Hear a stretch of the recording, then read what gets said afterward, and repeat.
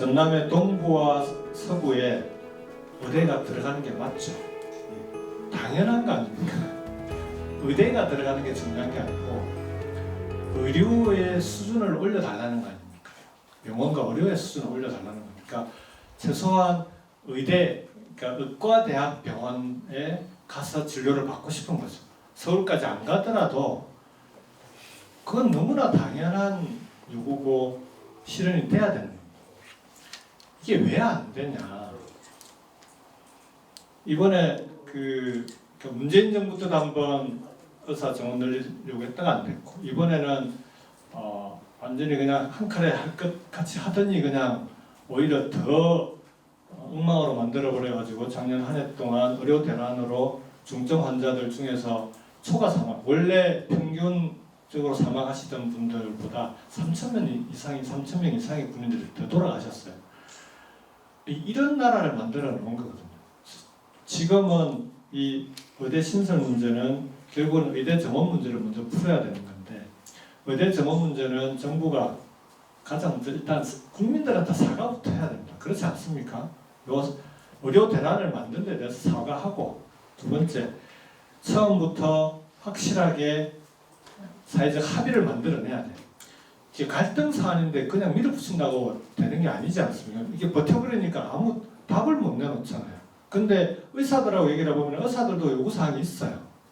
그 다음 두 번째로 공공의료, 필수의료, 지역의료는 인력이 모자라요.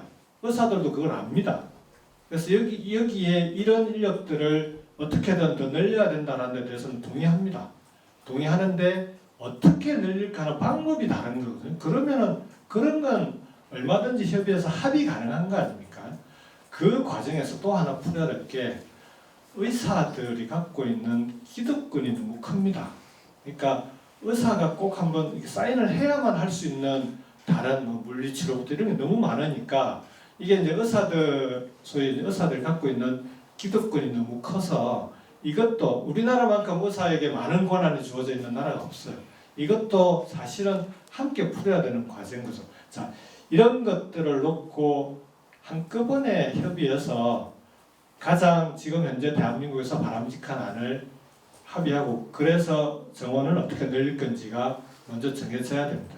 그 다음에 이 정원을 어떻게 늘릴 건지가 정해지면 사실은 이게 이제 아까 말씀드렸던 대로 대학에 관한 걸 전부 중앙정부가 다 지고 있으니까 중앙정부가 다 지고 앉아서 풀려니까 잘 안 풀리는 건데, 그건 1차적으로 당장 풀 수 있는 단기적인 해법이에요. 그게 정해지면 그걸 이제 지역하고 협의해서 어디를 설치할 건지 이렇게 논의를 할 텐데, 그 과정에서 전남은 1순위입니다. 의대 신설 1순위인데 둘 다 할 수 있느냐는 그건 다른 문제입니다. 둘 중에 아마 하나만 되겠죠, 처음에는. 근데 이 문제를 둘 다 푸는 방법은 결국 메가시티 단위로 가야 되는 거예요. 그러니까 의대 문제, 병원 문제, 의료시설 문제도 광주, 전남 지역 전체를 놓고 이 중에서 서울대 병원급의 그런 병원을 최소 1개 이상은 만들어야죠. 왜 서울대 병원은 서울만 가야 됩니까? 그 정도 수준의 서울대 병원급의 지방병원을 메가시티 단위, 권역별로는 최소 1개 이상은 만들고, 그 병원과 연계해서 광주, 전남의 중권역 단위로 이 동그라미 그리면 한 8개 동그라미 그리면 그 8개 단위의 그 다음 급 병원들이 만들어지고, 요걸 중앙정부는 백날 얘기해봐야 못 풀어줍니다. 그렇잖아요. 자기들이 또 국비로 다 하라고 하면 누구도 안 할 거 아닙니까? 그러니 그 중앙정부에다 손 안 벌릴 테니까 1년에 5조 정도 예산이 지원이 되면 제일 시급한 데부터 우리가 풀게. 그리고 그 병원의 수준을 올리려면 신설한 의대에 아까 얘기했던 대로 대학에서 그 의대에서부터 투자를 집중적으로 하면, 그러면은 그 의대에서 배출된 인력이 좋은 인력이 나오고, 그 좋은 인력들이 그 의과대 병원에 근무를 하고, 그렇게 해야 수도권으로 몰려가는 그런 지금 현재 일들을 막을 수 있는데, 그렇다고 처음에는 그래도 수도권으로 다 돌아갈 거예요. 그러니까 의대에 나와서 수도권으로 가는 사람들 많긴 할 텐데, 시간이 지나면 그런 부분들은 하나씩 해결이 될 겁니다. 그래서 처음에는 지역에 만들어진 의대를 지역 공공의대라고 해서 최소한 지역에 10년은 근무하게끔 묶어두자 이런 안도 같이 나오기는 합니다. 근데 그것도 하나의 방안이긴 한데 실효성은 그렇게 높지 않을 가능성이 높습니다. 그냥 이제 그렇게 10년 전에 의무적으로 묶여서 지역에서 병원에서 일하는 의사들이 열심히 하겠습니까? 그러면은 또 이제 병원에 수준 문제가 생기니까 여기 이제 신뢰 문제가 생기고 그러면 또 이제 병원 가야 되면 웬만하면 서울 가서 갔다 와야 되고 지역은 그냥 응급의료 이런 필수 의료 정도로만 하는 그렇게 하지 말자는 겁니다. 여기 미국이든 독일이든 유럽 쪽 가보면은 주 단위로 좋은 병원들이 다 있어요. 굳이 베를린 안 가도 되거든요. 아프다고 우리로 치면 서울 같은 이제 워싱턴은 행정수도니까 뉴욕에 있는 병원 가야 되라고 얘기하는 미국 사람이 어디 있습니까? 그렇지 않습니까?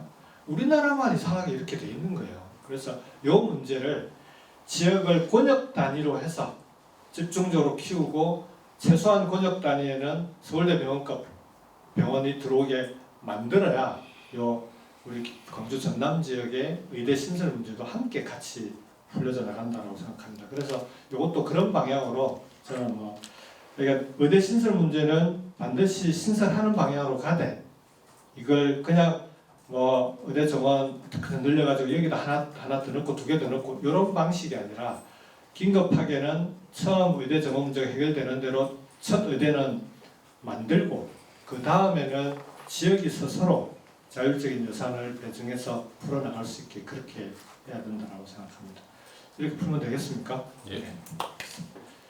저 답변과 함께 마무리 인사드리고 마무리하겠습니다. 제가 오늘 페이북에 그렇게 올렸습니다. 그 기사는 보셨죠? 문재인 대통령까지 예. 검찰이 기소를 했다고. 윤석열은 석방하고 이재명 대표는 이렇게 지금도 5개 재판을 받게 만들고 드디어 이제 문재인 전 대통령까지 기소를 했습니다. 이게 우리 검찰의 모습입니다. 정치 검찰의 행태를 더 이상 두 눈 뜨고 볼 수가 없습니다. 이제는 단지 검찰을 개혁하는 수준이 아니고요. 수사 검찰, 정치 검찰을 완전히 해체하는 수준으로 가야 됩니다. 기소권만 남겨야 됩니다. 기소권만 남기고 기소청이 되든 그렇게 해서 검찰은 더 이상 대한민국 정치에 해악을 끼치는 그런 조직은 이제는 대한민국 땅에 발을 딛지 못하게 하는 게 맞다. 근데 이게 맞는 게요. 대한민국 검찰 구조 자체가 세계적으로 특이한 검찰입니다. 해방 이후에 경찰이 맡아야 될 수사를 경찰이 워낙 친일파가 경찰에 많았잖아요. 그걸 맡길 수가 없어서 그 수사를 그러면 검찰이 그럼 일시적으로 맡겠다고 시작한 게 검찰의 수사권을 갖게 된 시작입니다. 그런데 그게 마치 수사권은 검찰이 당연히 갖고 있어야 되는 것처럼 얘기를 하고 있지 않습니까? 그렇지 않습니다. 원래 검찰의 기능은 경찰이나 공수처 같은 수사기관들이 수사를 해오잖아요. 수사를 해서 이제 기소를 하려고 하는데 검찰이 기소권을 가지고 경찰이 수사한 게 공수처가 수사한 게 혹시 국민들의 인권을 침해한 건 아닌가? 인권의 최후 보루가 검찰입니다. 검찰이 갖고 있는 기능은 그거 하라고 있는 거예요. 아니면은 수사기관들이 마음대로 수사를 해버리니까 그 과정에서 국민들의 인권이 침해받을 수 있으니 검찰이 그 소위 이제 문지기를 하라는 겁니다.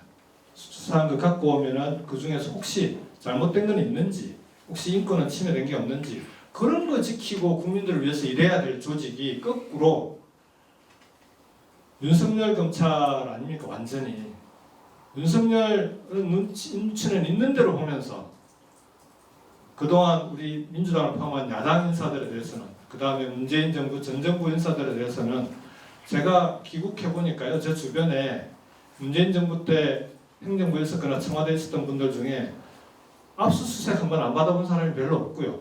지금도 다 기소돼서 재판받고 있고, 그리고 우리 당에서는 이재명 대표가 가장 상징적으로 재판받고, 이런 검찰을 우리가 더 이상 그대로 둘 이유가 없지 않습니까? 이건 완전히 수사검찰, 정치검찰을 해체하는 수준으로 가는 게 맞다. 그리고 이 공약은 저만 그렇게 공약한 게 아니고요.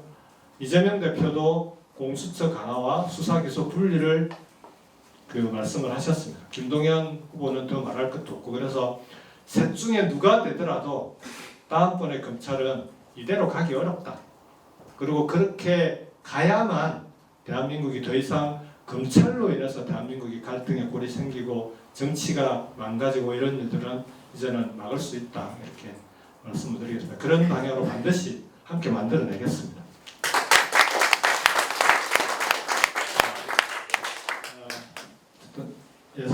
예전보다 조금 시간이 좀 길어졌습니다. 다시 한번 하여간 급하게 연락을 드리고 또 평일인데 이렇게 함께 자리해 주신 우리 여수 순천지역의 당원 동지 여러분께 진심으로 감사를 드리고요. 우리 시민 여러분들께도 감사드립니다.